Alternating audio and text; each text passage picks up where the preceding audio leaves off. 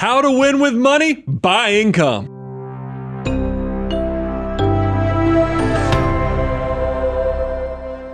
Brian, I am excited to talk about this because there's no doubt about it. People at different income levels face different problems, different challenges when it comes to building wealth. But what we want to walk you through today is no matter where you are on the income spectrum, there are some things you can do, or at least some things that you can think about that will put you on the path to building financial independence. Yeah, we do a lot of content by age, and we're like, you know what, let's look at this from a different angle. Instead of by age, let's talk about it from different income levels. So that way you can focus on what really is something you can control and have the biggest impact with. All right, Brian, so let's jump right in. Let's talk about this first. We're going to talk about, how to win with money if you are on the lower end of the income spectrum. What does it look like if you're making $30,000 per year? And frankly, in the world in which we live, where we have super high inflation, the cost of housing has gone up, there is a really good chance that if your income is $30,000 right now,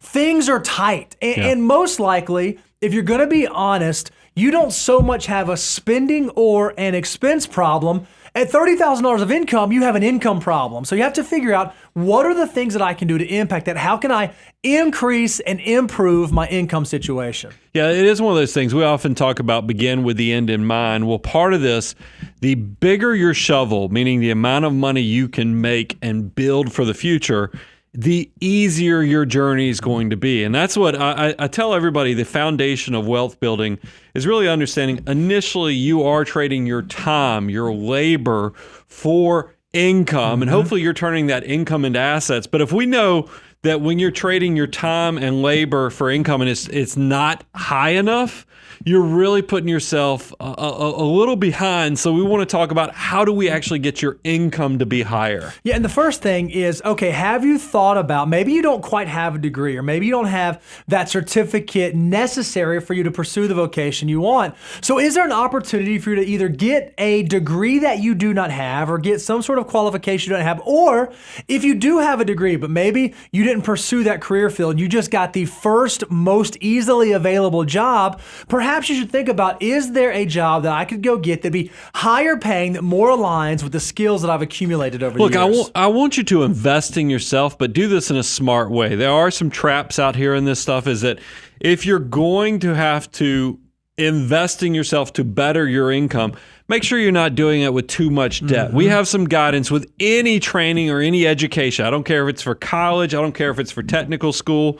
Don't run up more debt than what you anticipate your first year of income to be. That way you can ensure you are going to have a return on investment or ability to pay back whatever it takes to better yourself. I love it. If you are thinking about that, maybe it does make sense for you to go to a trade school or some sort of technical program to develop a skill. Listen for these in-demand skills that don't require traditional 4 years degrees. Computer programming, healthcare, plumbing, electricians, airplane pilots. There are vocations that you can pursue that do not have the same price tag as normal 4-year degrees. So do some research and determine, is this something I could pursue, and would pursuing that allow me to get my overall income up? Yeah, and don't overlook community colleges. Don't look at other things or trade schools in your area. There are creative ways to make this work. Now, I think there is another group of people out there, Bo.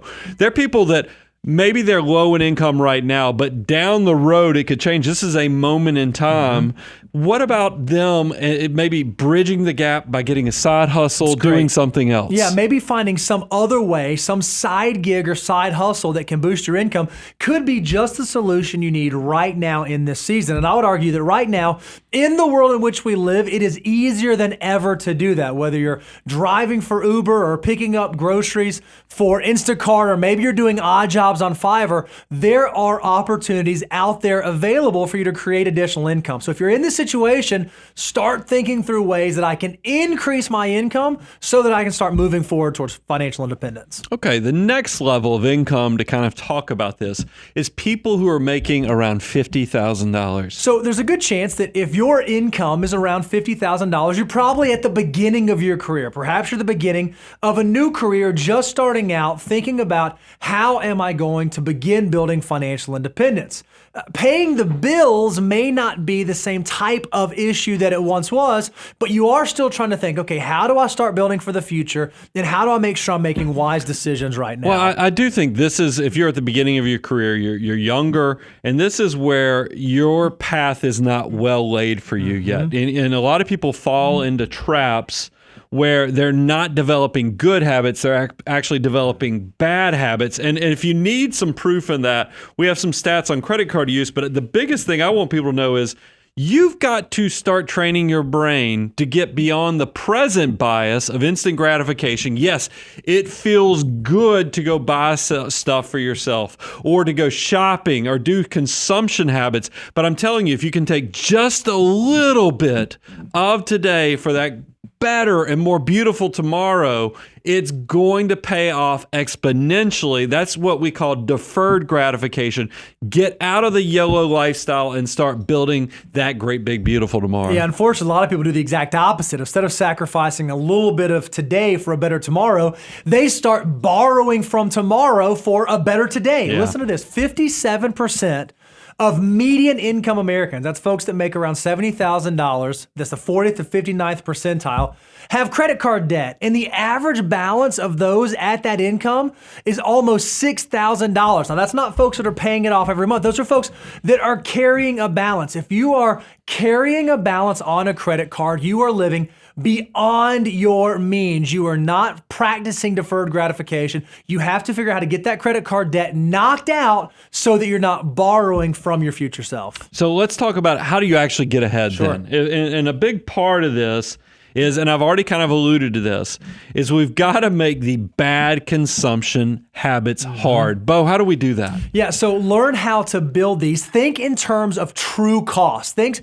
in terms of, okay, if I'm going to make this decision, what's it really going to cost me? It's really easy. We all think that we can afford anything in the world 1 month at a time. If I'm only going to pay $9 a month for this service or for this item or for this, buy it now, pay for it later, I need to think that, hey, that $9 a month actually is going to cost me over $100 a year. Is there something better that I could be doing with that $100? So whenever you enter into a consumption decision, think about the true all-in cost, not just the point-in-time cost today. One of the easiest ways that this really clicked for me, and we've tried to create a resource for all of our audience. If you go to moneyguy.com/resources, you can download your wealth multiplier. And here's the biggest thing. Once you realize what the potential of every dollar that you earn can become, you just look at consumption and spending completely different. And just to give you some examples, if you're someone who's 20 years old, you know that every dollar has the potential to become $88. For somebody who's 25, every dollar has the potential to become $44.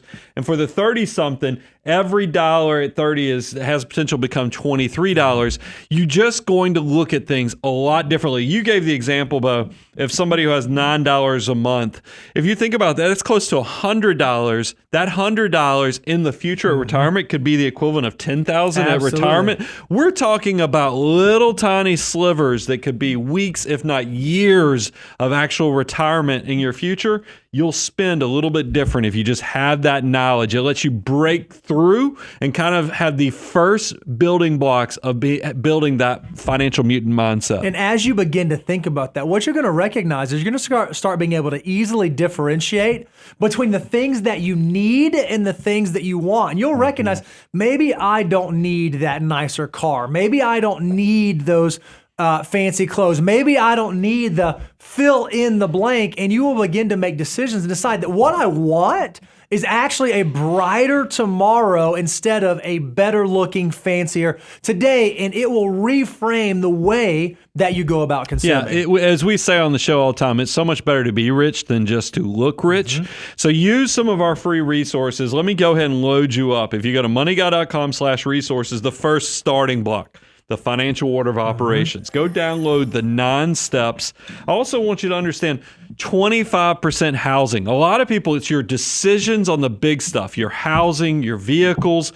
Those are the things that you're going to have to try to balance out. How big is your lifestyle so that you can build on the good habits of saving for the future? I love it, Brian. You're already laying out the guardrails. Like, how do we know the things and the frames where we should stay aligned? The first one you mentioned was great, following the financial order of operations, making sure that I know exactly what I'm doing with my next dollar. And one of the things that you'll recognize as you're working through the financial order of operations is that one of the single best things that you can do for your future self is begin saving and investing 25% of what you make today. If I can save 25% today for the future, I'm going to give my future self options to live the life that I want to live on my terms. Yeah, and I've already mentioned keeping your housing below 25%. And then last, 23.8 is another big one. That's your cars. I want you to put down, look, cash is always the preferred choice. If you can pay cash for your vehicles, do it. But remember, most people who are at the $50,000 level, you're at the beginning of your journey. I've been there. Bo's been there. So I know right now you probably just need that reliable transportation to get you to your job. That's going to be your biggest wealth builder initially, is getting to your job on time so you can earn wages and turn those wages into investments that turn into growing assets. So 20% down. Don't finance longer than 3 years and no greater than 8% of your gross income. That is going to help you. And then the final point on consumption, the bridge to nowhere, is credit card debt, because it lets you fake it until you make it. And you feel like, hey, no big deal. I'll get a pay raise in a few months or next year, and I'll just pay it all back then.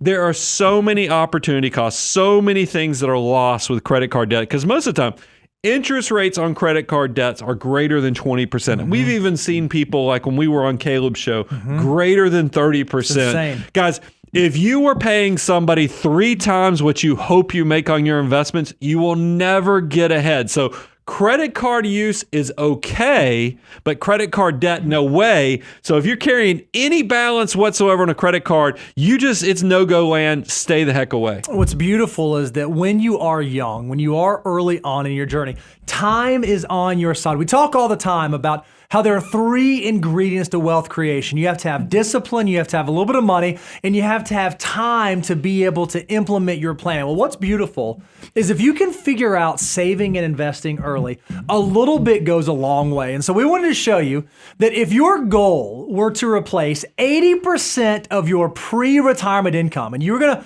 start saving today, and on your savings and investments, you could make 6% rate of return, how much would you need to start saving of today's income, starting at 0, to be able to replace 80% of your pre-retirement income for life, in perpetuity? Well, for a 20-year-old, the savings rate required to do that is only 8.7%. For a 25-year-old, if you can save 12% of your gross pay, you'll likely be able to replace 80% of your pre-retirement income. And for a 30-year-old, it's 17%. So if you can just make the decision to save 17% of your gross income, you are well on your way to replacing a huge portion of your pre-retirement income. A little bit can go a long way, especially if you're starting out at the beginning of your career. I don't want you to lose focus on what this illustration is showing you. We on purpose tried to slow down the growth, or to be ultra conservative. That's why we used a 6% annual rate of return. That's why we're using only 80%, is because I want you to see just so little. This is to break through the YOLOs that are saying, man, life is so hard. I don't make enough money.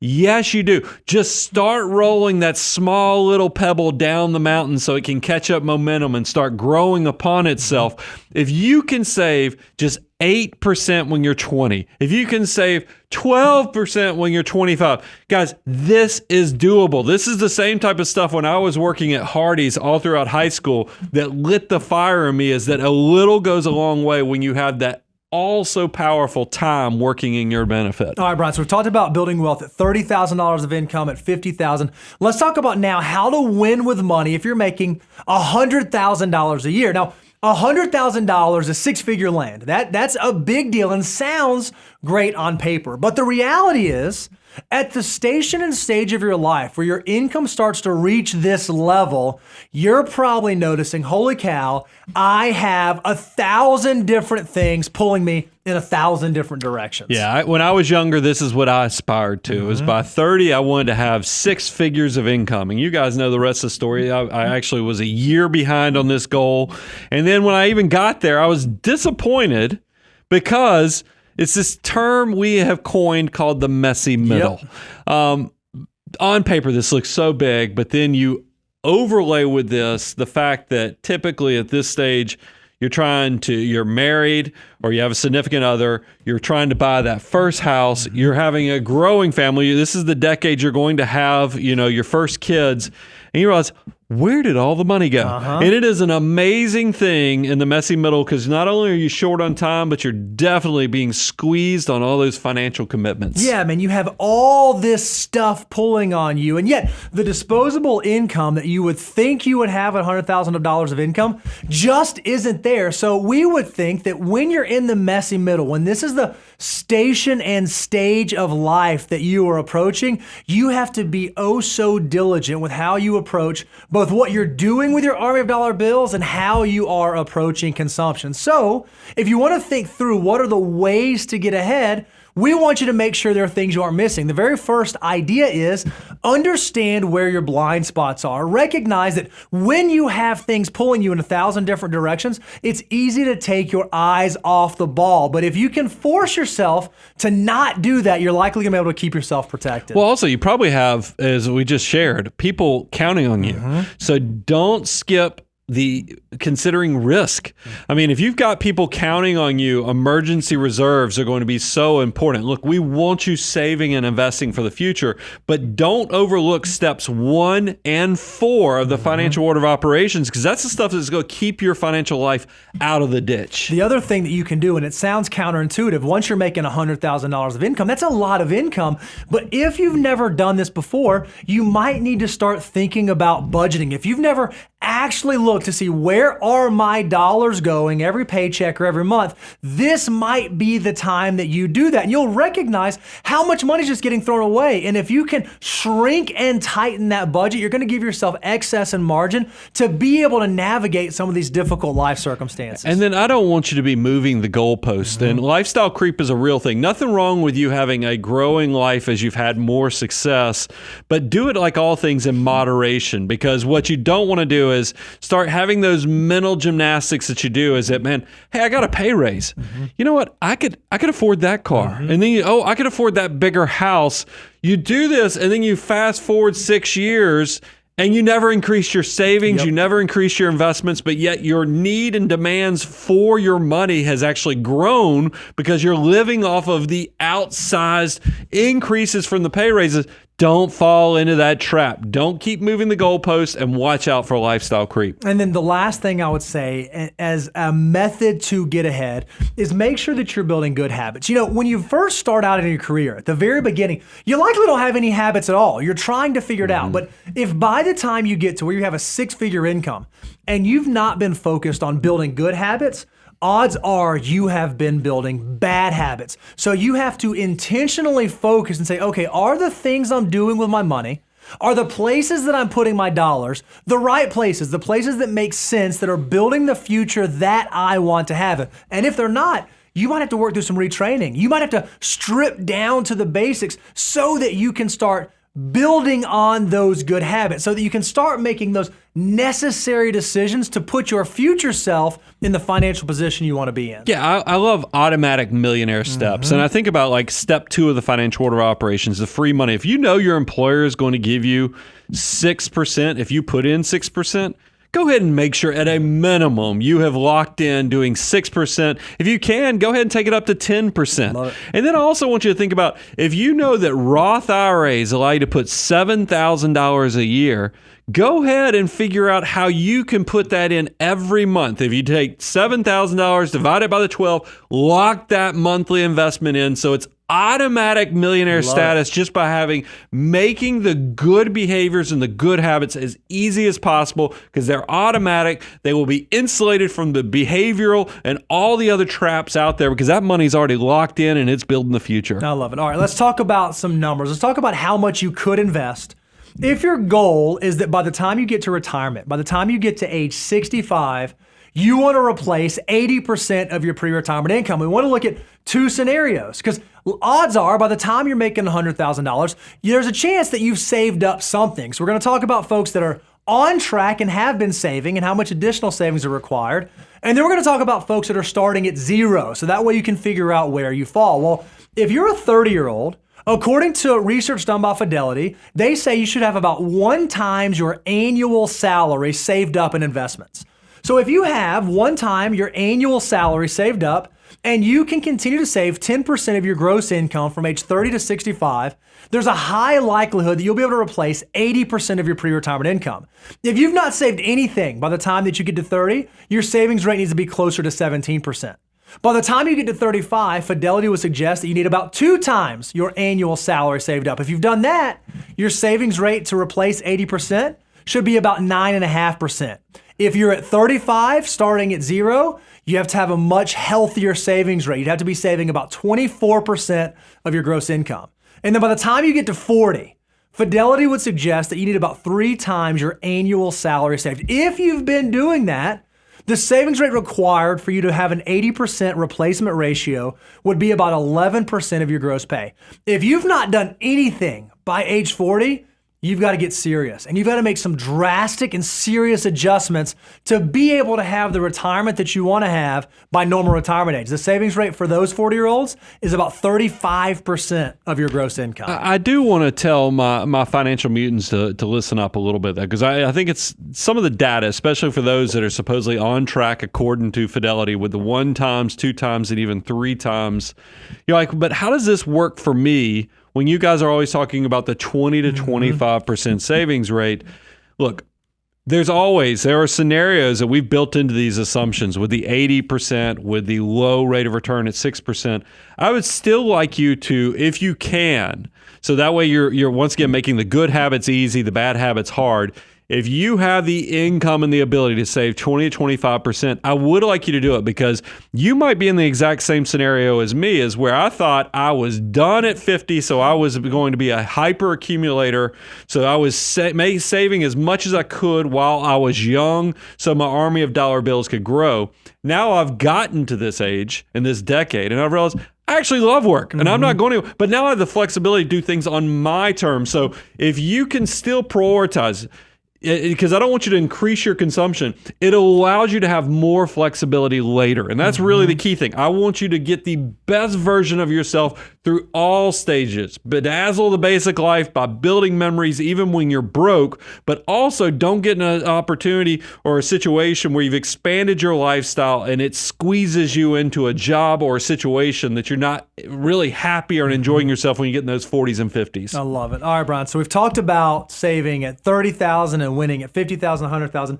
Let's talk about the next realm, the next threshold, how to win with money if you're making an annual income, your household income is $150,000. Because objectively, $150,000 on paper seems like that should be a very good living. Life is likely at this income comfortable. You're no longer trying to stretch to pay the bills. You're no longer wondering if you're going to be able to make ends meet. But still, there are some things to think about when it comes to making this kind of income. Well, and this is a good income, but I will tell you, there's some unique things that I've seen. Like there was even an article last week from the New York Post talking about somebody who made $230,000, and they said they can't do it. They can't even feed a family of 4. The American dream's dead.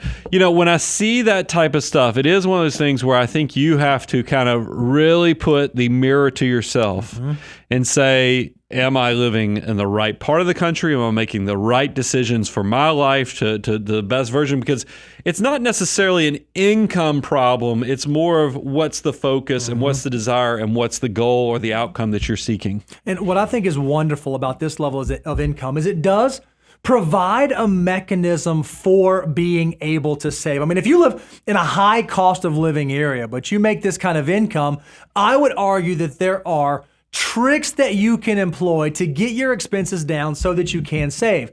Because what's beautiful at this level of income, if you can start saving 25% of your gross income, it's amazing what it can do for you. If you don't believe us, go to our resource page, go to moneyguy.com/resources, and we have this free resource that says, how much can 25% do for you? How much will you be able to replace at different savings rates and different ages?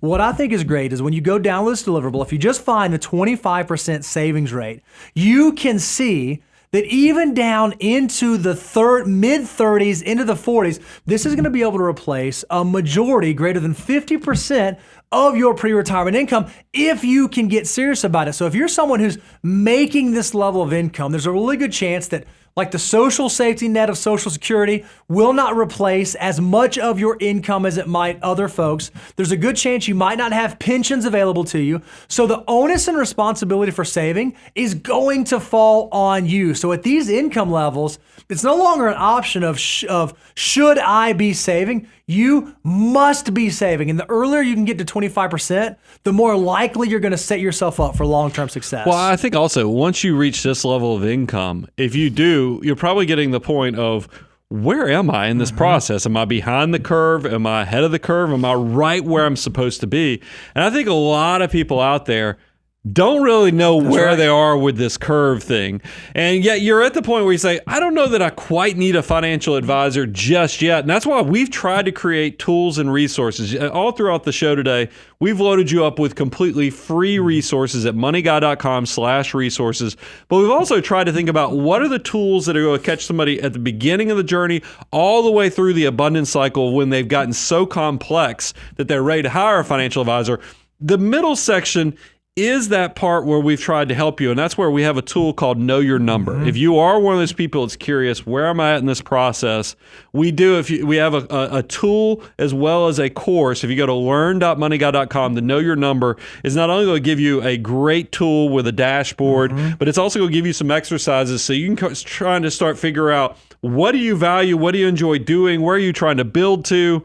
It's all built into this tool and course so you can hopefully navigate this well. And of course, you always have the option, you can take the relationship to the next level, but I want to make sure that we give you all the tools on the front end. So while you're focusing on building up assets before you need a financial advisor, you can maximize and accelerate that journey. What I love, Brian, is that no matter where you are in your financial journey, maybe you're someone who's on the very beginning of your journey, you don't have a super high income, or maybe you're someone who's been working for a while and you have a very healthy income. The thought process and the mindset stays the same of making sound financial decisions, understanding the three components of wealth creation, understanding that if I can exercise discipline at $30,000 of income, and I can also exercise discipline at $150,000 of income, there's a very good chance that I can set myself up for long-term success.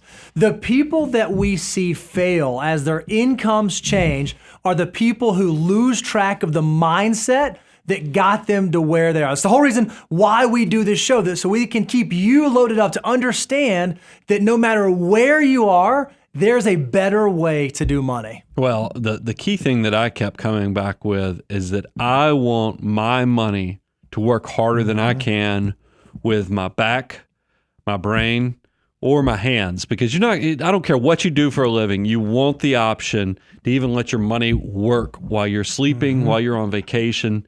So let your money do that heavy lifting for you, but you've got to start the journey today. That's the secret. Don't wait until tomorrow. Don't procrastinate. Actually do something today. What small decision are you going to make today that's going to move you closer to your more beautiful tomorrow? I'm your host, Brian Preston, Mr. Bo Hansen, Money Guy team, out.